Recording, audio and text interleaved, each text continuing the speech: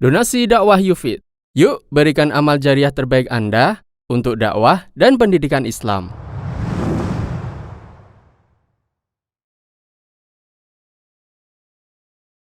Darah haid berhenti di tengah siklus haid. Untuk mengetahui hukumnya, kita lihat apakah ada tanda-tanda suci ketika darah haid itu berhenti ataukah tidak. Bila darah berhenti di tengah siklus haid disertai tanda suci haid, maka wanita tersebut dihukumi suci. Ia wajib sholat dan puasa. Para ulama menyebut kasus seperti ini dengan istilah talfiq.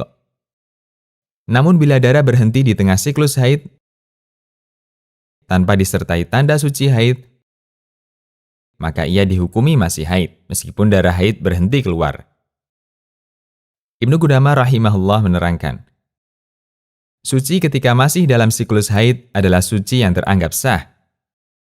Apabila seorang wanita melihat satu hari suci, kemudian hari yang lain keluar darah, selama tidak sampai melebihi siklus haid yang biasa ia alami, maka saat darah keluar dihukumi belum suci. Saat ia suci dari darah haid dalam siklus haid, maka dihukumi suci.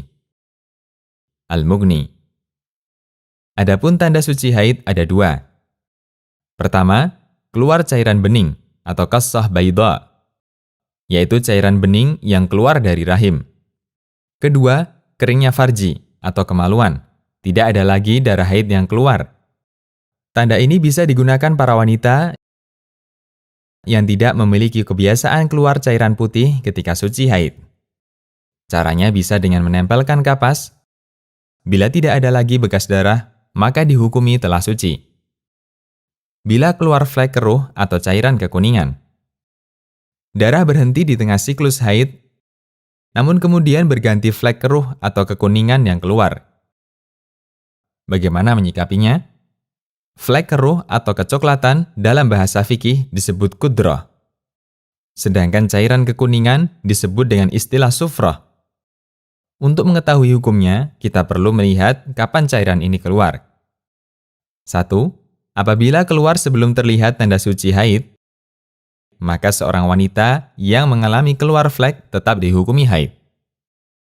Ibnu Qudamah rahimahullah menerangkan, hukum sufrah dan kudrah apabila keluar dalam siklus haid, maka dihukumi sebagai haid.